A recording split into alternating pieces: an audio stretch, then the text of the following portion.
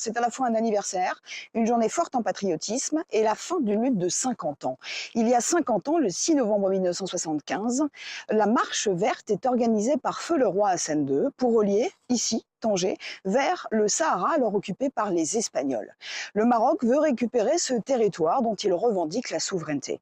Alors les images vont marquer de cette période, des photos, des vidéos, ici, une BD qui va raconter cette histoire des marcheurs qui vont converger en bus, en train affrété vers le campement de Tarfaya où ils vont rester 2 semaines avant le grand jour de cette marche.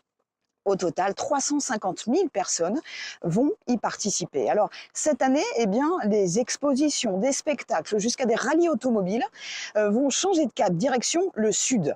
À l'exemple des rencontres de la photographie de Marrakech qui délocalise à Dakhla en exposant non pas seulement cette année des artistes professionnels, mais également des photos amateurs de l'époque. Ils ne sont pas de simples illustrations, mais des fragments d'histoire, des témoignages personnels de ceux qui ont participé au vécu de cette période.